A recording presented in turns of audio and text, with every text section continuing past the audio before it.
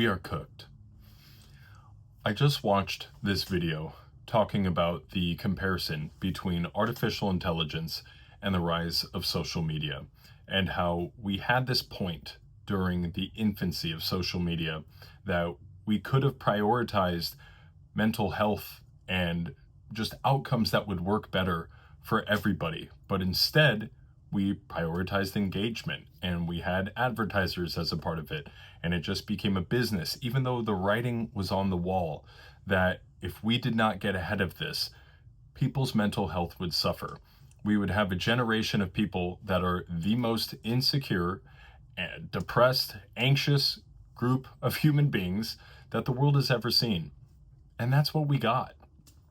And with the rise of AI, he was talking about how we are at a similar precipice, that how we determine what we do right now with AI is going to very much predict the future and how this affects all of our lives. And he made the argument that it wasn't inevitable and that there's this feeling that it is inevitable, but we could think of it more like it's difficult. And while I want to believe that we could live in that world, when I think about it and when I look at our historical precedent, I can't help but feel that it is inevitable, because when have we collectively chosen the right option when business and money and power are involved at that scale?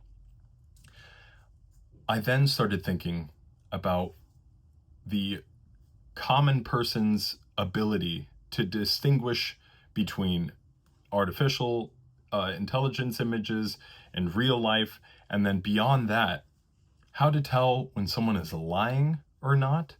And the fact that we have people who can watch Donald Trump lie to their face, and then you can objectively show that was a lie. That was a lie. And yet you believe it, or you just act as if that's always been that way. I don't know how else to describe this except for Orwellian. This truly is a dystopian sci-fi novel when you can have someone say, I am not going to start any new wars. No matter what, I am the president of peace. If you vote for me, I'm going to make sure that we do not get involved in a Middle East conflict.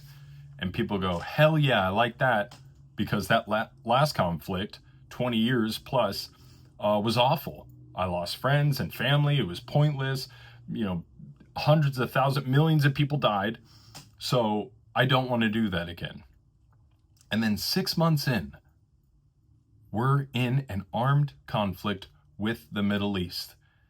And then you have people saying, well, I guess actually this time it's different. This was a deal breaker.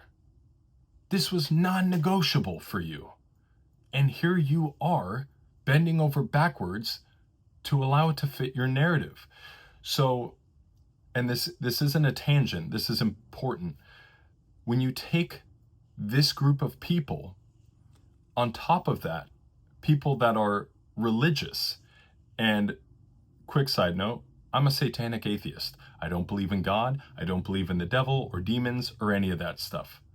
But the Satan aspect of it is the spirit of rebellion, and it is a big middle finger to organized religion, and especially Christianity and Christian nationalism. But I digress. Religious people already are primed to believe things without evidence via faith. And so when you have this group of people that can look at what Trump has done and they don't hold him accountable to anything, or his entire administration, when you have people that show up to church and they can see the atrocities that some of these pastors have committed, and they are able to justify it or compartmentalize it. And then when you have AI coming out, and some of these people of the boomer generation cannot tell something that obviously is AI, a child that built a 3-story sandcastle that has 8 fingers, and they're like, he's so talented. We're cooked. I do not see a way out of this.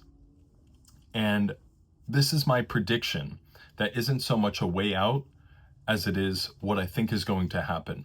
And I found myself thinking about history in a series of boiling points. Change seems to happen when we reach boiling points. And if we look forward into the future, what could happen? Let's say, where's America's boiling point with everything that's going on? I think we would have to get to a point where it no longer feels safe to be a citizen. The average person is no longer compelled to even comply with paying their taxes.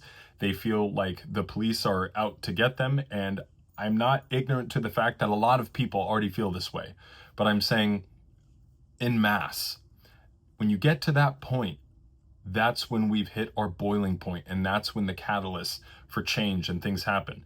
So I think with AI, one of the ways that it could go, and this is what I think is maybe more likely, is that you're going to have this group of people, generations or whatever, that know what it was like before this, before social media. Because I'm 36. I grew up without social media or the internet or any of these things, and while it is starting to feel a little boomer coded. It's the truth. I do remember life before the internet, when the best technology we had was VHS, or the little computers that had the cheapest, most like rudimentary games. But I think you're going to get this group of people that may be partially fueled by nostalgia, partially fueled by an aversion to this rise of dystopian hellscape around them, that they are going to unplug. They are going to say, let us build our own communities, neighborhoods, whatever. And we are either going to not have internet at all, social media, AI, either none of that, or they're going to have a rudimentary form of the internet, like maybe like 90s, early 2000s internet kind of thing. So there's still some internet connectivity, but it is going to be this aversion of AI, because I also think that we're already seeing AI replace some jobs, these creative jobs. And I'm sure you've heard the meme already, but it is true that it's like, I thought AI was here to do all the things that humans didn't want to do, right? And obviously, like, the program itself, like, how is it going to do that? But like, we're our technology is advancing so fast at such an exponential rate that we're not very far off from just asking AI how to make synthetic cyborgs or androids or whatever. And so those things would do the chores that we don't want to do the tasks that we don't like to do. And then we would be free to go pursue artistic endeavors or just not work. Um, and I, I do have to go on this quick little tangent here. The idea that we have to work, we have to make money, we have to, our value comes from our career. It's so crazy to me that we are the dominant creature, we're the dominant species on this planet, and this is what we chose: taxes and credit scores and doing shitty jobs. And it just it blows my mind. And so, and especially when you have people that are like, oh, I don't know what I would do when I retire. How the hell do you not? What if you did nothing? Even that sounds amazing.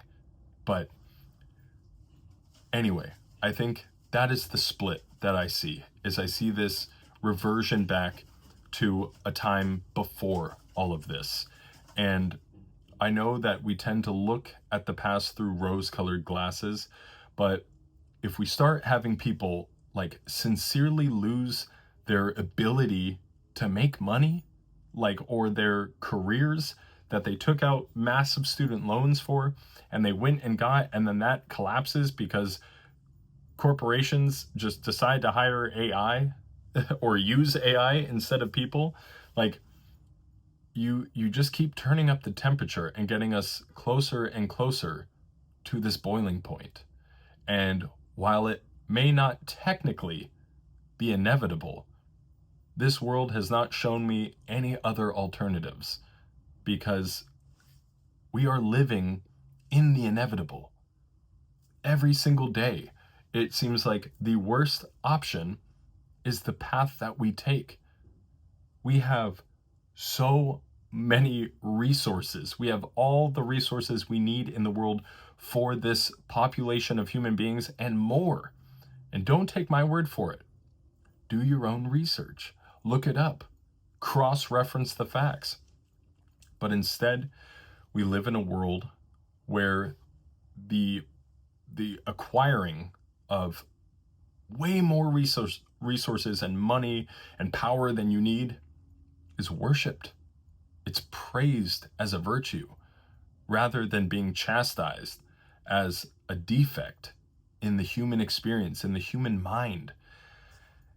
And I think that's where part of my ire comes, especially from Christianity in the United States, because I do not know how you consider yourself to be a Christian and listen to the teachings of Jesus Christ and think it's okay to treat other human beings this way. They cannot exist at the same time. You cannot say, I am a person that follows these things while not following those things. They just aren't compatible. Anyway, this was just a little thought tangent that I had, and it's hard to feel hopeful about a lot of things as everything's been kind of popping off relentlessly. These, I don't write any of these out. I don't know if that's obvious or not. My phone keeps saying there's more light required, so we're gonna crank it up a little bit. But these are just my thoughts. I just sit here and I babble, and I try to make them as cogent and coherent as possible. Sometimes I might lose the thread, but I think it helps me, and through the people watching my Instagram videos or my TikTok videos, I've been being more vocal about these kind of things on there, and listening to people say it helps them as well. I feel like there's value in me having this one-sided discussion with my phone until I upload it. But anyway, let me know what your thoughts are on what you think is going to happen with AI, the real outcome from all of this. I'm very curious to know where you think it's going, if you think I'm totally wrong or if you think it's going to be worse than that.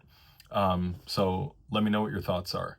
And you can find me, Celtic Jumper, on YouTube, on TikTok, Instagram, on Substack, Celtic Jumper.